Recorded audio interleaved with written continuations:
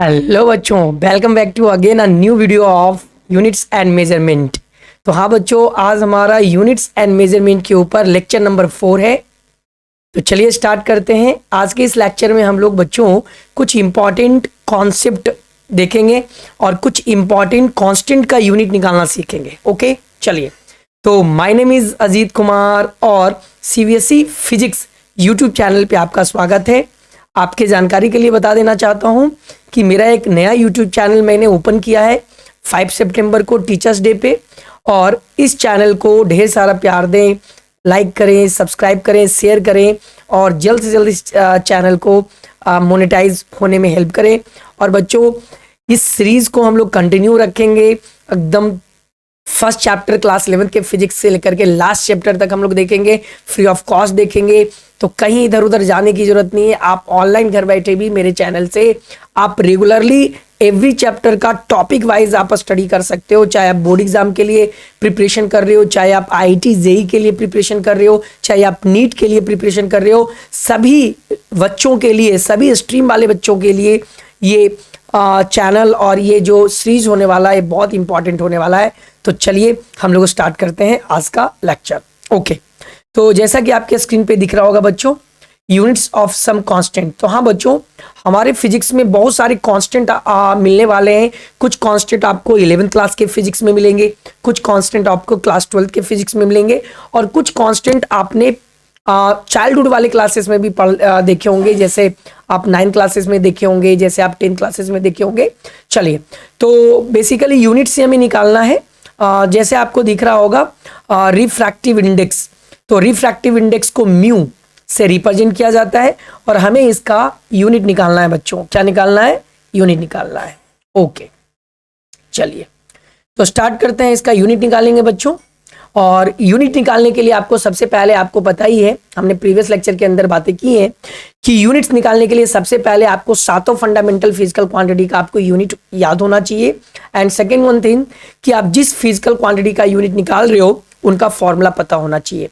तो ये दो बातें हमने पहले ही कई बार हमने आपको बता रखा है। चलिए, तो स्टार्ट करते हैं। रिफ्रैक्टिव इंडेक्स, देखो ये 10th क्लास के फिजिक्स में भी आपने पढ़ा होगा। लाइट वाले चैप्टर के अंदर, ऑप्टिक्स वाले चैप्टर के अंदर आपने एक चैप्टर पढ़ा होगा 10th क्लास के अंदर फिजिक्स में, रिफ्रैक्शन ऑफ लाइट, प्रकाश का वर्तन। वहां पर हमारा रिफ्रैक्टिव इंडेक्स, जिसको हिंदी में अपवर्तनांक कहा जाता है और उसको म्यू से रिप्रेजेंट किया जाता है, ये आपने पढ़ा होगा। तो सिंपल जो हमारा म्यू रिफ्रैक्टिव इंडेक्स का फॉर्मूला होता है बच्चों, म्यू वो हमारा क्या होता है? Speed of light divided by velocity of light in any medium. Okay बच्चों, तो हमारा क्या होता है? ऊपर आता है speed of light, speed of light, okay, जिसको हम सी से रिप्रेजेंट करते हैं, और नीचे velocity of light in other medium. Other medium मतलब क्या बच्चों? Speed of light in air, vacuum या फ्री स्पेस। फ्री स्पेस और divided by velocity of light in other medium. तो आपने पढ़ा होगा कि जो रिफ्रैक्टिव इंडेक्स है वो एक रिलेटिव रिफ्रैक्टिव इंडेक्स के नाम से हम लोग देखते हैं इसको। हम लोग न्यूमरेटर में लेते हैं speed of light in air, vacuum या फ्री स्पेस, और divided by velocity of light in other medium except air, vacuum and free space. Okay चलिए, तो तुम देख सकते हो ऊपर आ गया सी और नीचे आ गया वी। तो म्यू का जो फॉर्मूला होता है वो सी बाई वी होता है। तो ऊपर भी स्पीड है बच्चों, तो अब स्पीड का आपको यूनिट पता ही है, हम लोग देख चुके हैं प्रीवियस लेक्चर में, तो मीटर पर सेकेंड। और नीचे भी बच्चों वेलोसिटी है, इसका भी यूनिट हमारा क्या होता है? मीटर पर सेकेंड। तो आप खुद देख सकते हो कि ऊपर न्यूमरेटर में भी मीटर पर सेकेंड और डिनोमिनेटर में भी मीटर पर सेकेंड। तो मीटर पर सेकेंड से मीटर पर सेकेंड हमारा क्या हो गया? कैंसिल आउट हो गया। तो हमारा यूनिट लेस हो गया। क्या हो गया बच्चों? कुछ नहीं बचा ना, यूनिट लेस हो गया। यानी रिफ्रैक्टिव इंडेक्स का कोई यूनिट नहीं होता है, यूनिट लेस होते हैं। वो क्या होते हैं बच्चों? यूनिट लेस होते हैं। तो ये आपको याद रखना है। दो क्वांटिटी ऑलरेडी पहले भी हमने देखा है प्रीवियस लेक्चर के अंदर कि दो physical quantity already unitless आ चुका है। ये तीसरा फिजिकल क्वांटिटी हमारा यूनिट लेस है। तो आई होप आपको समझ में आ गया होगा। चलिए नेक्स्ट कांस्टेंट की हम लोग बात करेंगे। चलिए नेक्स्ट, तो देख सकते हो एक नया कांस्टेंट आ गया, यूनिवर्सल ग्रेविटेशनल कांस्टेंट। अब देखो बच्चों, यूनिवर्सल ग्रेविटेशनल कांस्टेंट जिसको हम जी से रिप्रेजेंट करते हैं, कैपिटल जी से, ये आपने 9th में भी आपने फिजिक्स में पढ़ा होगा। ग्रेविटेशन नाम का आपको एक चैप्टर पढ़ना था, जहां पर आपने पढ़ा होगा कि दो बॉडी के खुद के सेल्फ मास के कारण दोनों के बीच एक अट्रैक्शन फोर्स लगता है, जिस अट्रैक्शन फोर्स को हम लोग ग्रेविटेशनल फोर्स बोलते हैं। और उसका फॉर्मूला हमारा क्या होता है, जैसे मान लेते हैं दो बॉडी है, this is body A and this is body B, और इस बॉडी को मान लेते हैं r डिस्टेंस पे सेपरेट किया गया है। तो आपको पता होगा, मान लेते हैं कि बॉडी ए का मास m1 है, बॉडी बी का मास m2 है। तो इन दोनों बॉडीज के बीच लगने वाला ग्रेविटेशनल अट्रैक्शन फोर्स का फॉर्मूला होता है F is equal to G into M1 into M2 divided by R square. यही G हमारा बच्चों क्या है, यूनिवर्सल ग्रेविटेशनल कांस्टेंट, और इसी का हमें यूनिट निकालना है। तो चलिए F क्या है बच्चों, F फोर्स है हमारा। फोर्स का यूनिट आपको पता ही है ना, फोर्स का यूनिट पता ही है, केजी मीटर पर सेकेंड स्क्वायर या न्यूटन, जो भी आप लिख सकते हो। और मास का केजी, और ये भी मास का केजी। और आर क्या है बच्चों, दोनों बॉडी के बीच का डिस्टेंस, तो डिस्टेंस का यूनिट क्या होता है, मीटर। रख दीजिए सभी का यूनिट, जी का यूनिट मिल आएगा। तो चलिए, तो जी का यूनिट निकालने के लिए हम लोग कैसे करेंगे, जी को लेफ्ट साइड लाएंगे, बाकी सबको राइट साइड लेके चले जाएंगे। तो क्या हो जाएगा, एफ इंटू आर स्क्वायर और divided by m1 into m2। जिस फिजिकल क्वांटिटी का आपको यूनिट निकालना है उसको लेफ्ट साइड लेके चले और बाकी सारे को राइट साइड। तो हमने जी का हमें यूनिट निकालना है, तो जी को हम लेफ्ट साइड लेके चले गए, बाकी सबको राइट साइड। तो G is equal to F into R square divided by m1 into m2। अब सभी का आपको यूनिट पता है, आप निकाल सकते हो यूनिट। तो चलिए, फोर्स का यूनिट क्या रखोगे आप, न्यूटन रखना है तो न्यूटन रख दो, तो न्यूटन। और आर का यूनिट मीटर, तो न्यूटन मीटर स्क्वायर, और पर मास का केजी और फिर से इनटू केजी, तो कितना आ गया, न्यूटन मीटर स्क्वायर पर केजी स्क्वायर। तो ये भी यूनिट हो गया बच्चों, एक यूनिट। और आप जी का और निकाल सकते हो, फोर्स का न्यूटन ना रख करके आप यूनिट केजी मीटर पर सेकेंड स्क्वायर भी रख सकते हो। तो फोर्स का केजी मीटर पर सेकेंड स्क्वायर इनटू डिस्टेंस का मीटर स्क्वायर और डिवाइडेड बाय मास का केजी और फिर से मास का केजी, तो KG into KG, KG square. तो आप ऐसे भी लिख सकते हो इसका यूनिट बच्चों, जी का unit KG metre into metre, metre cube पर सेकेंड स्क्वायर, केजी स्क्वायर। तो ये भी हमारा जी का यूनिट हो गया। आई होप आपको समझ में आ गया होगा। कुछ नहीं करना है, जिस फिजिकल क्वांटिटी का यूनिट निकालना है पहले उसको आप लेफ्ट साइड लेके चले आओ, और बाकी सारे नॉन फिजिकल क्वांटिटी जिसका यूनिट आपको पता है उसको राइट साइड लेके चले आओ। बाकी सभी नॉन क्वांटिटी जिनका यूनिट आपको पता है सभी का यूनिट आप पुट अप कर दो फॉर्मूले के अंदर, सोल्व कर लो, जो कट रहा होगा काट दो, सोल्व कर लो। तो हमें अननोन फिजिकल क्वांटिटी जिसका हम यूनिट निकालना चाह रहे हैं उसका यूनिट आसानी से निकल आएगा। तो आई होप आपको ये समझ में आ गया होगा। चलिए नेक्स्ट, चलिए तीसरा, परमिटिविटी ऑफ मीडियम। देखो बच्चों, परमिटिविटी ऑफ मीडियम ये 12th क्लास के फिजिक्स में मिलेगा। हमने ऑलरेडी कई बार बता रखा है ना, शुरू से लेकर के लेक्चर 1 से लेकर के अभी तक हमने कई बार बता रखा है कि हमें इस चैप्टर के अंदर, यूनिट्स एंड मेजरमेंट चैप्टर के अंदर बच्चों, फिजिकल क्वांटिटी क्या है, उनका फॉर्मूला कहाँ से आया है, ये इस पे बात नहीं करनी है। हमें बस उनका फॉर्मूला लिखना है और उनका यूनिट निकालना है बस। बाकी डिटेल में आगे आने वाले चैप्टर जहां पर ये पढ़ना है वहां पर हम डिटेल में पढ़ेंगे। इस चैप्टर के अंदर लिमिटेशन क्या है बच्चों की, हमें फिजिकल क्वांटिटी के बारे में जानना नहीं है, हमें उसके फॉर्मूला को लिखना है और उनके हेल्प से हमें उस फिजिकल क्वांटिटी का यूनिट निकालना है। चलिए, तो देखिए परमिटिविटी ऑफ मीडियम क्या होता है, ये दो चार्जेस के बीच होता है बच्चों, दो चार्जेस के बीच। जैसे मान लेते हैं मेरे पास एक चार्जेस है, मान लेते हैं मेरे पास एक चार्जेस है Q1 और r डिस्टेंस पर हमने एक दूसरा चार्जेस ले लिया Q2। एक चार्जेस मेरे पास Q1 है और दूसरा चार्जेस हमने ले लिया Q2 और दोनों के बीच का डिस्टेंस r है। अब आपको पता है कि दो चार्जेस हैं, अगर दोनों चार्जेस सेम नेचर के हैं तो इनके बीच रिपल्सन फोर्सेस लगते हैं, और दोनों चार्जेस अगर अपोजिट नेचर के हैं तो इनके बीच अट्रैक्शन फोर्स लगते हैं। इस रिपल्सन और अट्रैक्शन फोर्स जो दो चार्जेस के बीच लगते हैं इसको इलेक्ट्रोस्टैटिक फोर्स या इलेक्ट्रिक फोर्स या कूलम फोर्स के नाम से जानते हैं। ये 10th में भी आपने पढ़ा होगा।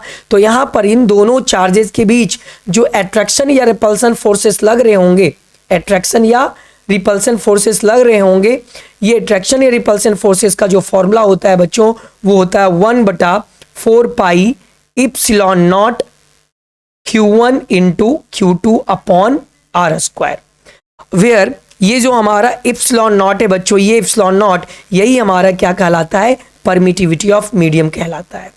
परमिटिविटी ऑफ मीडियम कहलाता है, मीडियम, परमिटिविटी ऑफ मीडियम। हमें इसी इप्सिलॉन नॉट का हमें यूनिट निकालना है। तो कैसे निकालेंगे, तो हमें इस फॉर्मूला को क्या कर देना है, लेफ्ट साइड हमें इप्सिलॉन नॉट यानी परमिटिविटी ऑफ मीडियम रखना है, बाकी सारे नॉन क्वांटिटी को राइट साइड लेके चले आना है। तो चलिए करते हैं। तो फॉर्मूला क्या था बच्चों, फॉर्मूला था हमारा F is equal to 1/4 pi epsilon naught Q1 into Q2 upon R square. चलिए अब देखिए इप्सिलॉन नॉट को लेफ्ट साइड रखिए, बाकी सारे वैल्यू को आप राइट साइड लेके चले आइए। तो क्या हो जाएगा, epsilon naught is equal to, cross multiplication करेंगे, ठीक है, तो ये हो जाएगा Q1 इंटू Q2 और divided by F into 4 pi into R square, यही होगा ना। क्रॉस मल्टीप्लिकेशन करेंगे तो F into 4 pi into epsilon naught into R square is equal to Q1 into Q2, तो epsilon naught is equal to Q1 into Q2 divided by F into 4 pi into R square, ठीक है। अब देखो Q1 Q2 क्या charge है, charge का SI unit क्या होता है, कूलम।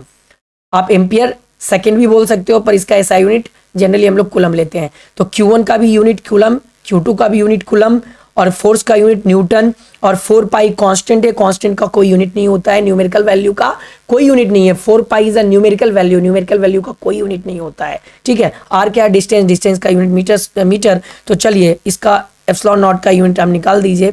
तो क्या हो जाएगा, ऊपर Q तो कूलम इंटू कूलम और डिवाइडेड बाय फोर्स का न्यूटन, और 4 पाई न्यूमेरिकल वैल्यू, इसका कोई यूनिट नहीं होगा।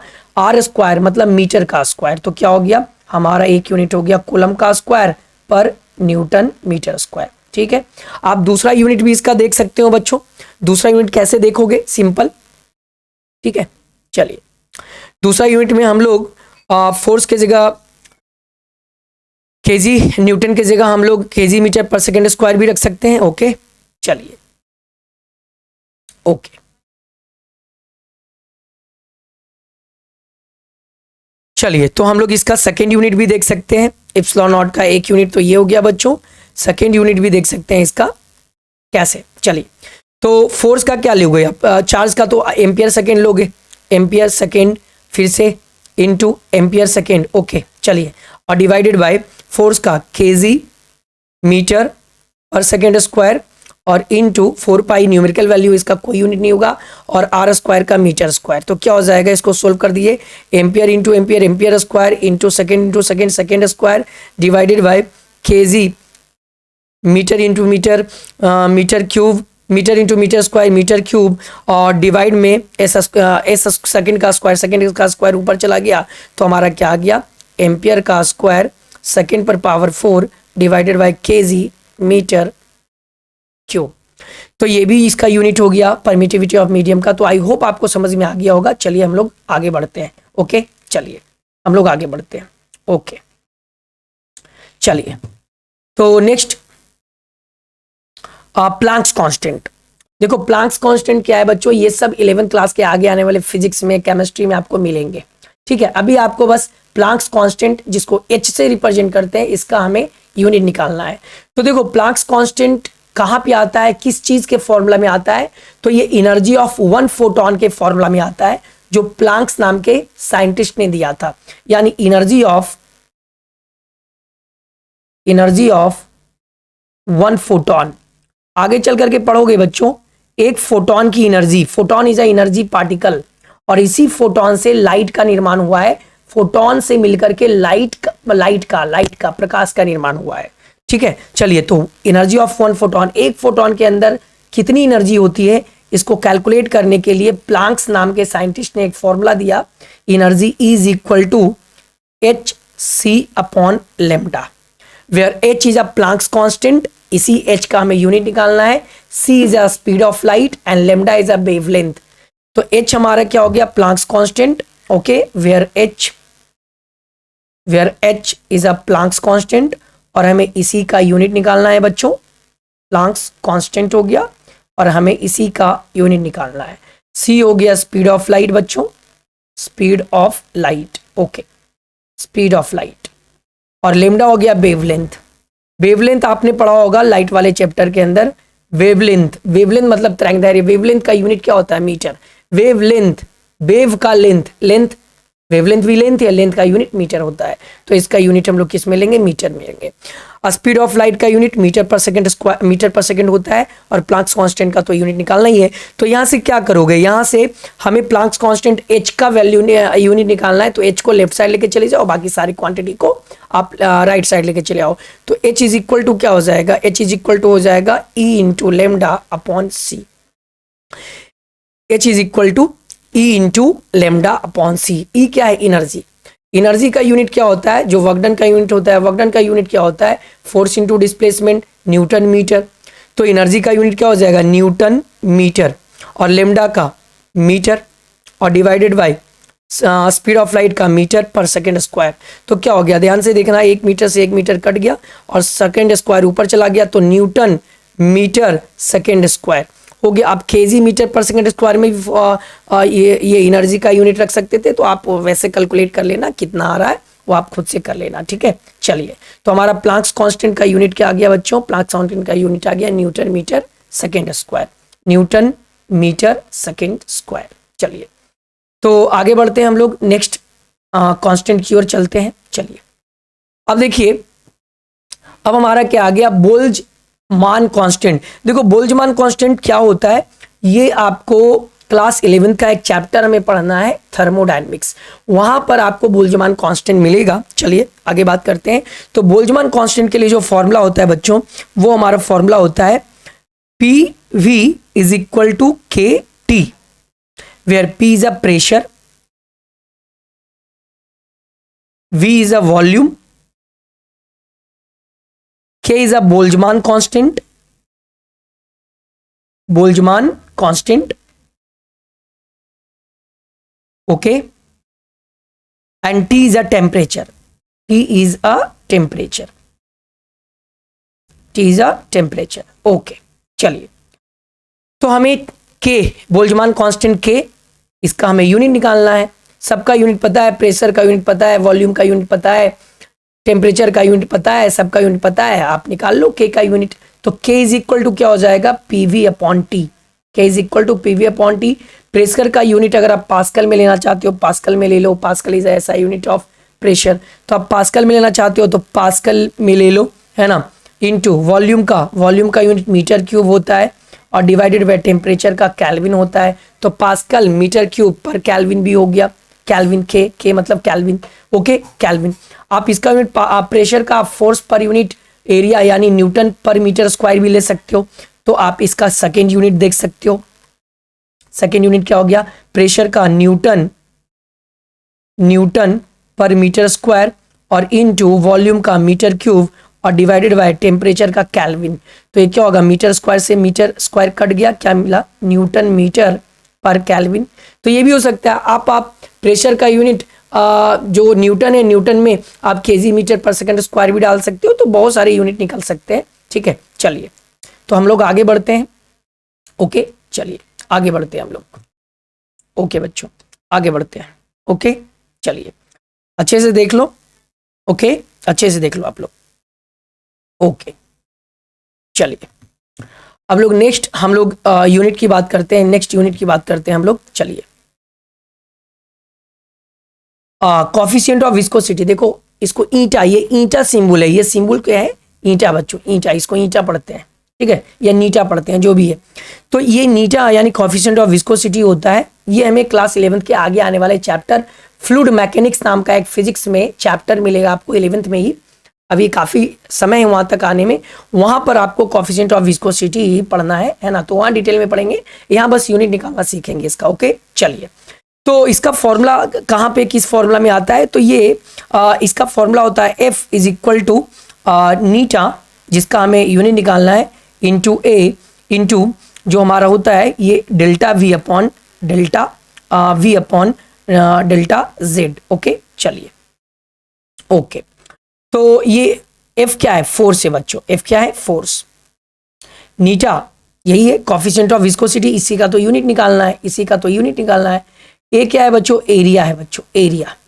और डेल्टा V क्या है, change in velocity, change in velocity. Delta जिसके आगे लगा होता है उसमें चेंज आ जाता है, change in velocity. Delta Z क्या है, change in displacement, change in displacement, change in displacement. Okay, change in velocity upon change in displacement. चलिए, तो फोर्स का यूनिट आप न्यूटन रख दीजिए, ठीक। नीटा का तो यूनिट हमें निकालना ही है, एरिया का आप रख दीजिए metre square. Change in velocity, change in velocity मतलब वेलोसिटी, और वेलोसिटी का यूनिट क्या होगा, मीटर पर सेकेंड, और divided by delta Z, change in displacement मतलब डिस्प्लेसमेंट का यूनिट हमारा क्या होगा, मीटर। तो चलिए 1 मीटर से 1 मीटर कट गया, तो हमारा नीटा का जो हमारा यूनिट आ जाएगा वो क्या हो जाएगा, न्यूटन, और ये सब डिवाइड में हो जाएंगे तो न्यूटन, और ये सेकंड ऊपर चला जाएगा, तो देख लो आप, न्यूटन सेकंड पर मीटर स्क्वायर। तो हमारा नीटा का यानी कोफिशिएंट ऑफ विस्कोसिटी का यूनिट आ गया न्यूटन सेकंड पर मीटर स्क्वायर। आप चाहे फोर्स का यूनिट केजी मीटर पर सेकंड स्क्वायर भी आप रख सकते हो, तो उसको रख करके आप चेक कर लेना क्या आता है, ठीक है। चलिए ओके, तो यहाँ पर हम लोग आगे बढ़ते हैं, ठीक है। चलिए तो आगे बढ़ते हैं, देखिए एक फिर से आ गया 7 और 8, दो कांस्टेंट और आ गए, ठीक है। 7 नंबर जो कांस्टेंट है वो क्या है, स्पेसिफिक हीट कैपेसिटी। ये भी थर्मोडायनेमिक्स का टॉपिक है बच्चों। जब हम थर्मोडायनेमिक्स से स्टार्ट करेंगे, आगे आने वाले चैप्टर्स में मिलेंगे आपको, ये केमिस्ट्री 11th में भी पढ़ना है, और केमिस्ट्री के फिजिक्स में, ये क्लास 11th के फिजिक्स में भी रखा गया है, दोनों जगह थर्मोडायनेमिक्स है। तो थर्मोडायनेमिक्स के अंदर ये टॉपिक आपको मिलेंगे, specific heat capacity and molar specific heat capacity. तो ये कहाँ से आता है, किस चीज़ के फॉर्मूला में आता है, तो देखो स्पेसिफिक हीट कैपेसिटी सी का जो फॉर्मूला होता है वो होता है Q upon M into delta T, where Q is a charge, नहीं वेयर Q इज चार्ज, नहीं Q इज हीट। यहाँ Q किसको रिप्रेजेंट कर रहा है, हीट को रिप्रेजेंट कर रहा है बच्चों। M क्या है, मास, और डेल्टा टी क्या है, change in temperature, change in temperature. Okay, change in temperature. अब आपको सबका यूनिट पता है, हीट क्या है, हीट एनर्जी, और एनर्जी का यूनिट आप जूल में रखना है, जूल में रख दो, तो जूल पर मास का केजी, और चेंज इन टेम्परेचर का केल्विन, तो क्या हो जाएगा, जूल पर केजी केल्विन। तो हमारा स्पेसिफिक हीट कैपेसिटी का जो यूनिट आ गया बच्चों वो क्या आ गया, जूल पर KG kelvin. Molar specific heat capacity को हम लोग कैपिटल सी से, या स्मॉल सी है बच्चों, स्पेसिफिक हीट कैपेसिटी को स्मॉल सी से रिप्रेजेंट किया जाता है, और मोलर स्पेसिफिक हीट कैपेसिटी को कैपिटल सी से रिप्रेजेंट किया जाता है, बड़ी वाली सी से। इसका फॉर्मूला लगभग इसी के जैसा होता है, ऊपर हीट आता है और नीचे मास के जगह नंबर ऑफ मोल आ जाएंगे, और इंटू डेल्टा टी। तो यहाँ Q क्या है, हीट एनर्जी, Q क्या है बच्चों, हीट एनर्जी, N क्या है, मोल्स, मोल्स का यूनिट मोल ही होते हैं, डेल्टा टी क्या है, change in temperature, change in temperature, change in temperature. Okay चलिए, तो यहां से आपको सबका यूनिट पता है, रख दीजिए हीट एनर्जी यानी जूल पर, नंबर ऑफ मोल्स को मोल, मोल्स के यूनिट मोल, और डेल्टा टी मतलब टेम्परेचर, टेम्परेचर का यूनिट केल्विन। तो जूल पर मोल केल्विन, जूल पर मोल केल्विन। तो हाँ बच्चों, इस तरीके से हमारा स्पेसिफिक हीट कैपेसिटी का यूनिट क्या आ गया, जूल पर केजी केल्विन, और मोलर स्पेसिफिक हीट कैपेसिटी का यूनिट क्या आ गया बच्चों, जूल पर मोल केल्विन। ओके, तो ऐसे इतना ही कांस्टेंट नहीं है, फिजिक्स में ढेर सारे कांस्टेंट आपको मिलने वाले हैं, पर कुछ लिमिटेशन है इस चैप्टर के। हम लोग इकट्ठा इस चैप्टर के अंदर सारे कांस्टेंट की बात नहीं कर सकते, नहीं तो ये चैप्टर बहुत लंबा चला जाएगा। हमें बस यूनिट निकालने का कॉन्सेप्ट सीखना है बच्चों। तो जो ज़्यादा पूछा जाता है रेगुलर इस चैप्टर के अंदर, जो हमारा ज़्यादा क्वेश्चंस जो अराइज होते हैं एग्जाम्स के अंदर, चाहे वो बोर्ड लेवल का एग्जाम हो, चाहे वो हमारा कंपटीशन लेवल का एग्जाम हो, आईआईटी, जेई, नीट का एग्जाम हो, इसमें रेगुलर ये सब क्वेश्चंस कभी कभी बीच बीच में पूछते रहते हैं एग्जाम के अंदर। तो ये सब ज़्यादा यूजफुल चीज़ें हैं, इसलिए हमने इस कांस्टेंट का यूनिट निकालना सिखा दिया। ऐसे lots of constant is available in physics, तो बहुत सारे कांस्टेंट अवेलेबल है फिजिक्स के अंदर। ओके, तो हम सारे कांस्टेंट का जिक्र यहाँ नहीं किए, जो मेन इंपॉर्टेंट कांस्टेंट जो ज़्यादा पूछा जाता है यूनिट मेजरमेंट चैप्टर के अंदर, वो हमने उसका यूनिट निकालना आपको सिखा दिया। तो आई होप आपको ये सारे कांस्टेंट जितना भी हमने 1 से लेकर के 8 तक बताया है, उसको अच्छे से आप लोग वीडियो को 1 बार 2 बार करके देखना, प्रैक्टिस करना, नोट्स बनाना, है ना, और ज़्यादा से ज़्यादा वीडियो को शेयर करना, चैनल को सब्सक्राइब करना और सपोर्ट करना। बहुत बेहतर तरीके से हम लोग स्टडी करने वाले हैं। तो चलिए, आज का लेक्चर यहीं पे समाप्त होता है। बहुत जल्द हम लोग नेक्स्ट लेक्चर लेकर के आएंगे। Thank you.